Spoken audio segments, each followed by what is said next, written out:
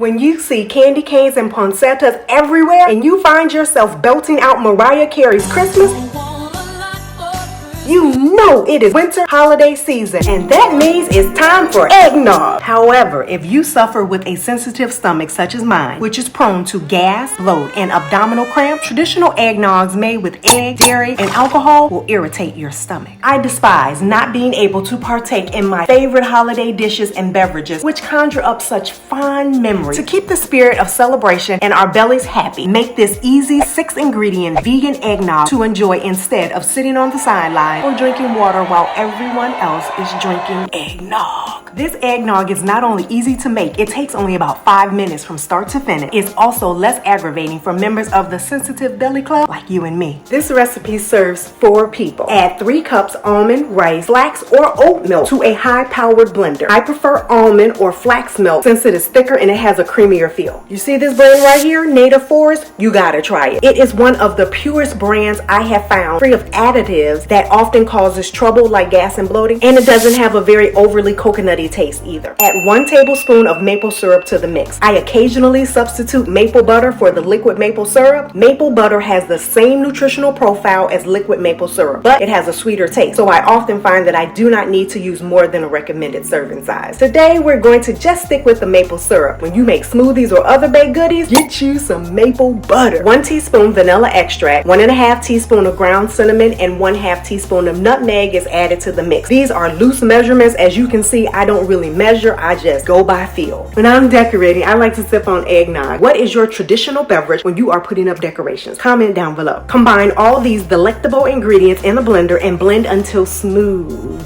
Pour the drink through a strainer to remove any froth and to maintain a nice, smooth, creamy texture. Most people drink eggnog cold, but ice cold drinks should be absolutely avoided if you want to avoid post-drink gas and bloat. This eggnog is best served room temperature or warmed gently over the stovetop with a dash of cinnamon on top.